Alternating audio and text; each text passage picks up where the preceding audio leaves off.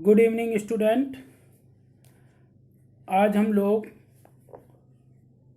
Disaster in India, Bharat में आपदा का अध्ययन करेंगे। इससे पहले हम विश्व स्तर पर डिजास्टर का अध्ययन कर चुके हैं। तो आइए हम लोग अपने चैप्टर को शुरू करते हैं। भारत में आने वाली आपदाएं निम्न प्रकार से हैं, जैसे आपका चक्रवात हो गया यानी साइक्लोन हो गया, इसके बाद टाइडल सर्ज हो गए यानी कि जौरीय तरंग, इसके बाद फ्लड यानी बाढ़, फिर ड्राफ्ट सूखा, इसके बाद लैंडस्लाइड भूमिस्खलन और सुनामी। आइए अब हम इन सभी पॉइंट्स का बिंदुवार अध्ययन करते हैं। सबसे पहले हम चक्रवात को जानते हैं। क्या होता है चक्रवात? साइक्लोन। जो चक्रवात प्रभावित क्षेत्र इंडिया में कौन कौन से हैं, यानी कि साइक्लोन प्रोन एरियाज कौन कौन से हैं? सेम मैटर हिंदी और इंग्लिश में है। बंगाल की खाड़ी एवं अरब सागर में उत्पन्न होने वाले चक्रवात भारत के पूर्वी एवं पश्चिमी तटों को प्रभावित करते हैं तथा जन धन की भारी ही क्षति करते हैं। यानी कि चक्रवात दो जगह से उत्पन्न होते हैं, एक तो बंगाल की खाड़ी में और दूसरे अरब सागर में। बंगाल की खाड़ी में उठने वाले चक्रवात बहुत ज़्यादा भीषण तहस नहस करते हैं अपेक्षाकृत अरब सागर में उठने वाले। लेकिन यहाँ पर यह हमको जानना आवश्यक है कि भारत के पूर्वी और पश्चिमी दोनों तटों पर चक्रवात आते हैं।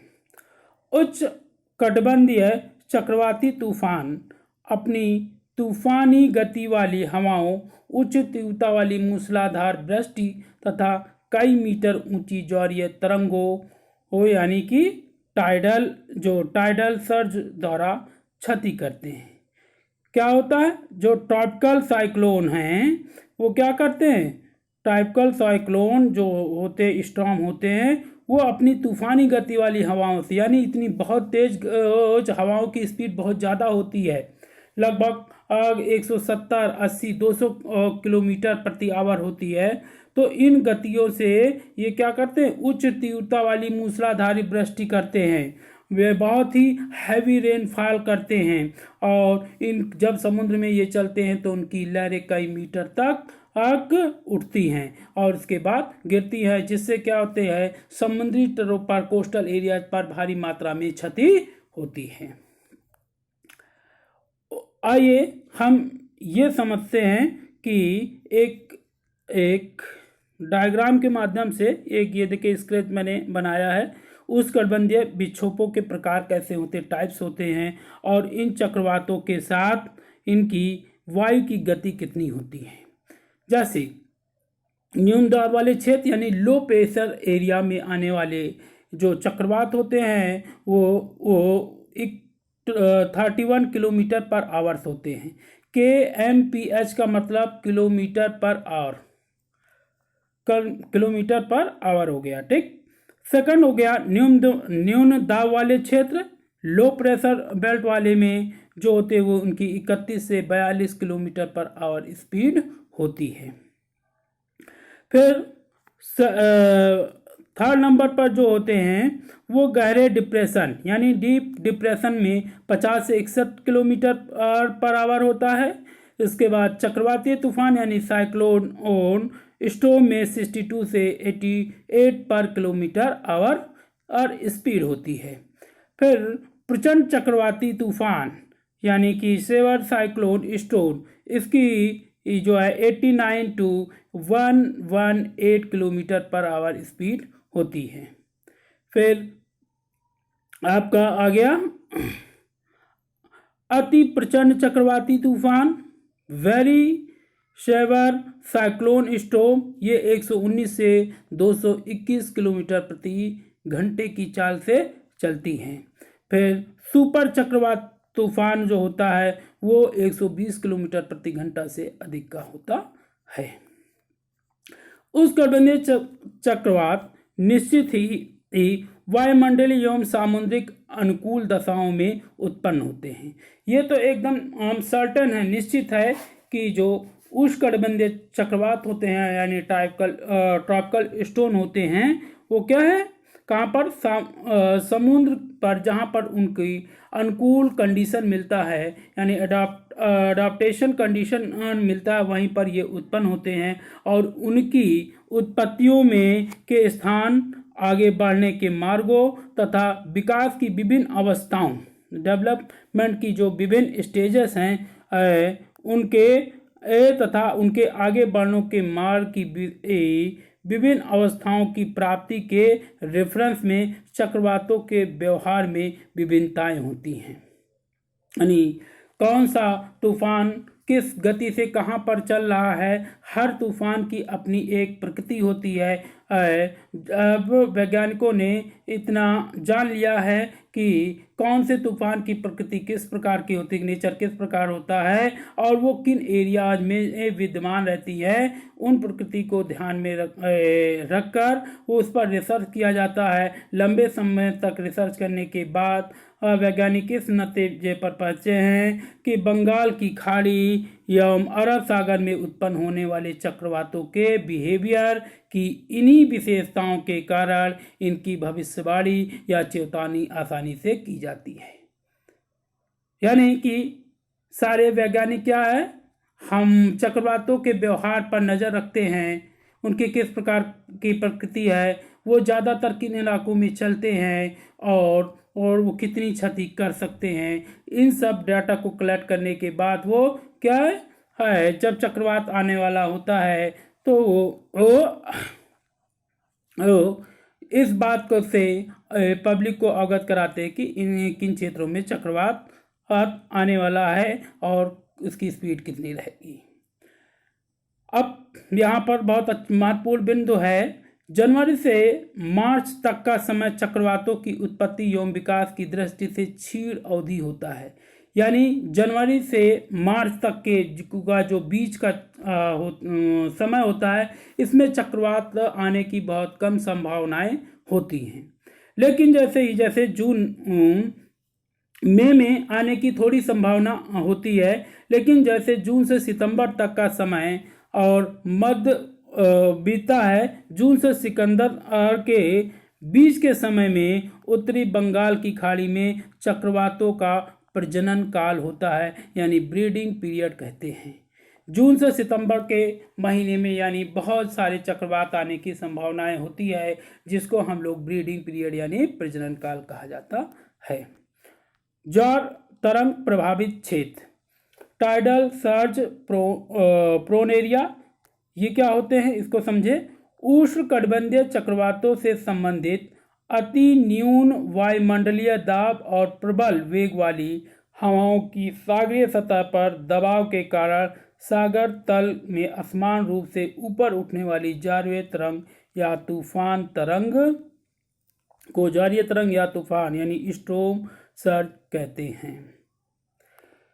ये क्या पर्टिकुलर कौन से एरिया में आते हैं, ट्रॉपिकल अर्ल रीजन में उष्णकटिबंधीय चक्रवातों से संबंधित ये न्यून वायु, जहाँ यहाँ वायु प्रेशर लो हो जाता है और विंड की जो स्पीड होती है वो बहुत तेज हो जाती है और ये हवाएं सागरीय सतह पर जो सी लेवल होता है उस पर दबाव के कारण, उस पर प्रेशर के कारण सागर तल से असमान रूप से ऊपर निकलने लगती है। जब प्रेशर बढ़ता है सागर तल पर तो असमान रूप से ऊपर उठ जाती है। इन्हीं उठने वाली वेव्स को ज्वारीय तरंग या तूफान तरंग कहते हैं।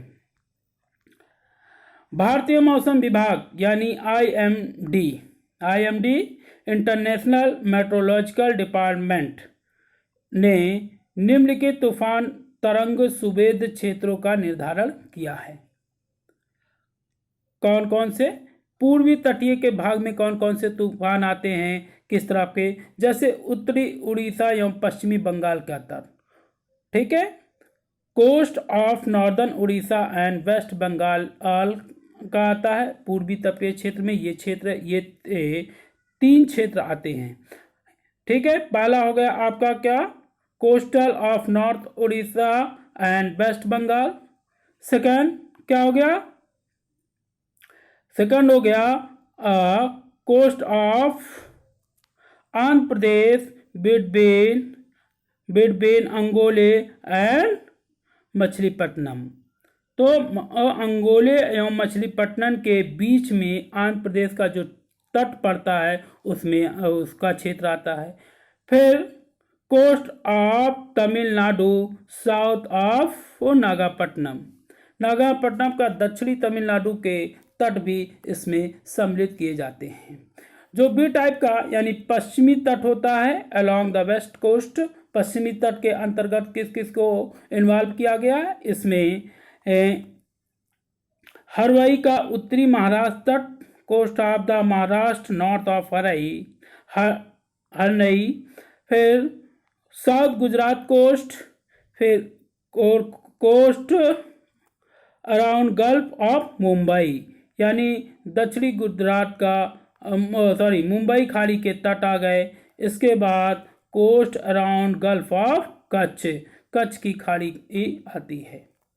अब अगला जो नेक्स्ट है हमारा पॉइंट था बाढ़ संभावित क्षेत्र, फ्लड प्रोन एरियाज। बाढ़ प्रकोप एवं आपदाएं निम्न तीन प्रकार से संबंधित है। यानी बाढ़ प्रकोपों को हम लोग तीन प्रकार से देखते हैं। पहला नदी बाढ़, इसमें जल ग्रहण क्षेत्र में मूसलाधार वर्षा के कारण उत्पन्न होती है। नदी क्या होता है? जब आप जिन इलाकों में रेनफॉल बहुत ज़्यादा होती है, वर्षा ज़्यादा होती है वह है, और वर्षा का जल जब नदियों में आ जाता है तो नदियाँ उफान पर हो जाती हैं और बहुत सारा विनाश करती हैं, अपने आसपास के क्षेत्रों में बाढ़ ला देती हैं। तूफान तरंग बाढ़, प्रबल चक्रवातों के कारण उत्पन्न उच्च तूफान तरंगों से तटीय क्षेत्रों का जल प्लावन होने के कारण ये उत्पन्न होता है। जब चक्रवात आते हैं, समुद्रों में चक्रवात आने के कारण जो उत्पन्न हाई स्टॉर्म वेव्स होती है, उसके कारण क्या होता है? कोस्टल एरिया में पानी ज़्यादा भर जाता है, जिसके कारण भी बाढ़ उत्पन्न हो जाती है। फिर इसके बाद आ गया आर्टिफिशियल फ्लड और एंथ्रोपोजेनिक फ्लड्स यानी कि कृत्रिम बाढ़ और मानव जनित बाढ़। ये क्या होता है? प्राकृतिक कारणों जैसे मूसलाधार वर्षा एवं मानव की क्रियाओं जैसे नदियों पर बांध और जल भंडारों के निर्माण तथा उसके कुप्रबंधन से सम्मिलित प्रभाव से उत्पन्न होता है। इसमें क्या करते हैं? मानव ने अपनी सुख सुविधाओं के लिए अपने नदियों पे बड़े बड़े पुल और बांध बनाए हैं, जिसके कारण क्या वो सिंचाई का कार्य, पीने के पानी तथा मनोरंजन के लिए वो इसको अपने उपयोग में लाता है। लेकिन बरसात के दिनों में जब इनको रख रखाव नहीं होता है, जब मूसलाधार बारिश होती है, तो क्या अचानक बाढ़ का पानी इस नदियों में आ जाता है और नदियाँ इसको रोकने में असमर्थ होती है। आसपास के इलाके बाढ़ से प्रभावित हो जाते हैं। भारत के अधिकांश जलोढ़ नदियां जैसे कि गंगा, यमुना, राप्ती, गोमती, गंडक, कोसी आदि ये प्रायः हर साल क्या करती हैं? विभिन्न क्षेत्रों में बाढ़ लाती हैं। इस प्रकार विभिन्न क्षेत्रों में ये सारी नदियां यानी कि गंगा और उसकी सहायक नदियां विभिन्न राज्यों, प्रदेशों और जिलों में बाढ़ लाती हैं। इस प्रकार उत्तर प्रदेश, बिहार और पश्चिम बंगाल के मैदान की नदियों के किनारे वाले क्षेत्र भी बहुत बड़े बाढ़ के चपेट में आ जाते हैं। सर्वाधिक जो सुरवेब है नदियों के, आसाम का ब्रह्मपुत्र नदी भी बाढ़ के मैदान चिरकाल बाढ़ संभावित क्षेत्र है, यानी कि ये लंबे समय तक यहाँ पर भी बाढ़ का मैदान, यहाँ बाढ़ बनी रहती है, लंबे समय तक जो है बाढ़ आती रहती है। इसके अलावा पंजाब, हरियाणा के कई ऐसे क्षेत्र हैं जो दीर्घकालिक भारी वर्षा होने पर जलमग्न हो जाते हैं। यानी हरियाणा और पंजाब में बाढ़ आने का कारण क्या है? मूसलाधार बारिश है। आइए एक मैप से हम लोग समझ लेते हैं बाढ़ के बारे में। ये देखिए बाढ़ का मैप दिया है, ये सिंबल दिया है बाढ़ प्रभावित क्षेत्र। ये देखिए ये जो सिंबल है, जैसे पंजाब का एरिया, अभी मैंने आपको बताया पंजाब और ये हरियाणा। पंजाब और हरियाणा में कैसे होती है, हैवी रेनफॉल के द्वारा बाढ़ आता है। फिर आप ये देखिए इधर दिल्ली के सटे हुए क्षेत्र और आपका ये पश्चिमी उत्तर प्रदेश, और इसके बाद दक्षिणी उत्तर प्रदेश का में आइए, इसके यहाँ पर होते हुए ये पूरी देखिए बेल्ट गई है, और इसके बाद बिहार बिहार होते हुए ये पूरा बिहार का पूरा इलाका और वेस्ट बंगाल का ईस्टर्न पार्ट। फिर यहाँ पर मेघालय और अरुणाचल प्रदेश में जहाँ का ब्रह्मपुत्र नदी बहती है वो बहुत भारी मात्रा में बाढ़ लाती है। ये एरिया बाढ़ क्षेत्र हैं। और इसके बाद आप आइए आंध्र प्रदेश का जो पूर्वी तट है उसका पूर्वी तट में भी बाढ़ के आसार देखने को मिलता है, क्योंकि यहाँ पर बंगाल की खाड़ी से उठने वाले चक्रवात यहाँ पर बाढ़ ले आते हैं। साथ ही साथ आप गुजरात देखेंगे, गुजरात का कच्छ का एरिया भी बाढ़ प्रभावित क्षेत्र है। तो इस मैप से हमने बाढ़ प्रभावित क्षेत्रों को देखा। अब आइए बाढ़ के बाद हम लोग सूखा प्रभावित क्षेत्रों की चर्चा करते हैं। ड्राफ्ट प्रोन एरिया क्या होता है, मानसूनी जलवायु और उससे संबंधित वर्षा अत्यधिक भ्रामक तथा अनियमित होती है। आपको पता है कि भारत में मानसूनी जलवायु है, और भारत की जलवायु मानसूनी होने के कारण या निश्चित नहीं किया जा सकता है कि किन क्षेत्र में लगातार बारिश बने रहेगी, कहाँ पर सूखा बना रहेगा। यानी कि ये भारत की जो वर्षा होती है वो मौसम पर आधारित होती है। जिन क्षेत्रों में मानसून से अच्छी बारिश हो जाती है वहाँ पर अच्छी फसलें उगती हैं, तथा जिन क्षेत्रों में बारिश कम मिल पाती है वहाँ पर सूखा पड़ने की पूरी संभावनाएं होती हैं। अब उदाहरण के लिए राजस्थान में ये बहुत अच्छा उदाहरण है। राजस्थान में चिरकालीन सूखाग्रही क्षेत्र है, यानी बहुत लंबे समय तक यहाँ पर सूखा पड़ता रहा लंबे समय से। लेकिन 1990 के जुलाई महीने के प्रथम 2 सप्ताह एवं अगस्त 2006 में दीर्घकालिक भारी वर्षा के कारण राजस्थान के कई क्षेत्रों में बाढ़ जल पल्लित हो गया था। यानी कि राजस्थान का ये जो क्षेत्र था यहाँ पर कभी बारिश नहीं होती थी, बहुत न्यूनतम बारिश होती थी, जिसके कारण ये ज़्यादातर सूखा इलाका रहता था। लेकिन कुदरत का कुछ ऐसा करिश्मा हुआ और कुछ ऐसी गतिविधियाँ हुई जिससे 1990 में यहाँ पर भारी बारिश देखने को मिली। सर्वाधिक सूखाग्रस्त मंडल में राजस्थान, गुजरात, हरियाणा, महाराष्ट्र, कर्नाटक, आंध्र प्रदेश, दक्षिणी उत्तर प्रदेश के कई हिस्से और सम्मिलित किया जाता है। उत्तर प्रदेश के कई हिस्सों को सम्मिलित किया जाता है, और अति सूखाग्रस्त क्षेत्रों में निम्न मंडलों को बांटा जाता है। अब रेगिस्तान एवं अर्धशुष्क मंडल क्या होते हैं, डेजर्ट, इनको कई मंडलों में बांटा गया। आइए ये हम लोग देखते हैं। ये इनको 3 मंडल में लगभग बांटा गया। इन मंडलों को समझते हैं। इस मंडल का विस्तार लगभग 6 लाख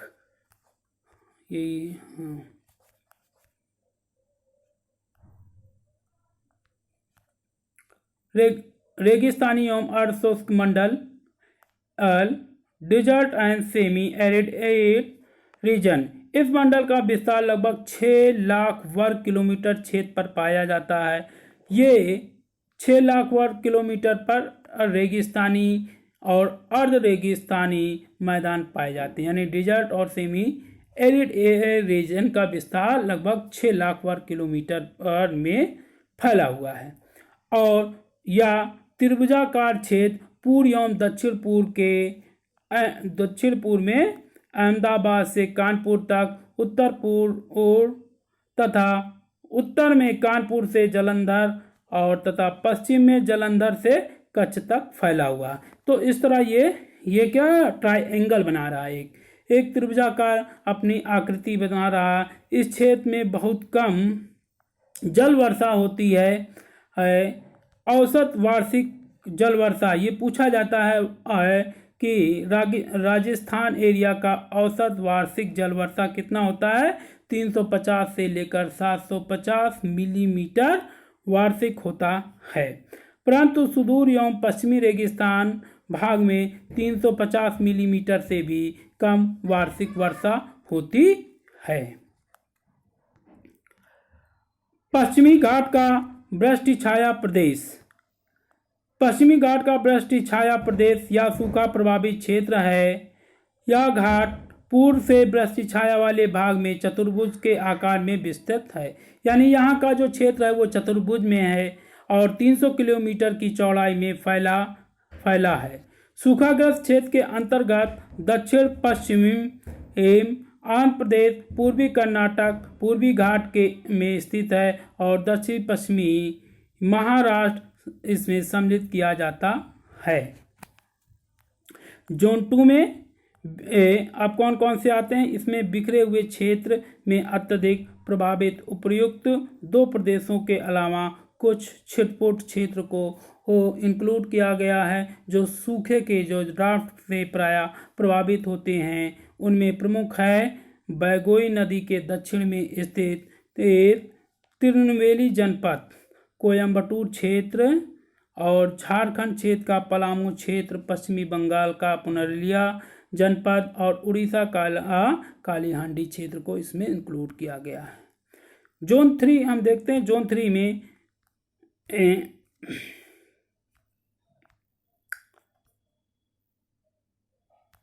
ये जोन 3 का था, सॉरी ये जोन 2 का ऊपर बता गया था जो आपका रेक्टेंगल वाला भाग था। हाँ, अब आइए भूमि स्खलन संभावित क्षेत्र यानी लैंडस्लाइड प्रोन एरिया। भूमि स्खलन की घटनाएं प्राय पहाड़ी ढालों पर या पहाड़ी ढालों के सहारे होती है। आप लोग जाते हैं, जितना भी पूर्वी ढाल होता है, जैसे कि आपका उत्तराखंड हो गया, आपका हिमाचल प्रदेश हो गया, आपका जम्मू कश्मीर हो गया, पश्चिमी घाट के बहुत सारे क्षेत्र हो गए, यहाँ पर लैंडस्लाइड की घटना अक्सर देखने को मिलती है। भारत में 2 ही ऐसे क्षेत्र हैं जो भूमि स्खलन के लिए वेनरेबल हैं। पहला हिमालय प्रदेश और हिमालय रीजन्स हो गया, दूसरा हो गया आपका वेस्टर्न घाट यानी पश्चिमी क्षेत्र। भूस्खलन के लिए सर्वाधिक सुवेद क्षेत्र जम्मू कश्मीर, हिमाचल प्रदेश, उत्तराखंड, सिक्किम, पश्चिम बंगाल का दार्जिलिंग वाला क्षेत्र आता है। अब सुनामी यहाँ पर भारत के परिप्रेक्ष्य में अभी तक इतना इम्पोर्टेंट है, आगे के वीडियो में और विस्तार से बताया जाएगा। सुनामी संभावित क्षेत्र, सुनामी प्रोन एरिया क्या है? सुनामी सागरीय परिघटना है। आप सभी को पता है, सागर में उठने वाली लहरों को हम लोग सुनामी बोलते हैं। सुनामी अंतःसागरीय कैसे आती है ये समझते हैं। सुनामी अंतःसागरीय भूकंपों, जबकि रिक्टर पैमाने पर इसका परिणाम 7 से अधिक माना जाता है। जब समुद्र क्षेत्र में जब कोई भूकंप आता है और उसको रिक्टर पैमाने पर 7 से अधिक मापा जाता है, तो वहाँ जो भूकंप आता है वो सुनामी के अंतर्गत, वो सुनामी को ले आता है या सुनामी को जन्म देता है।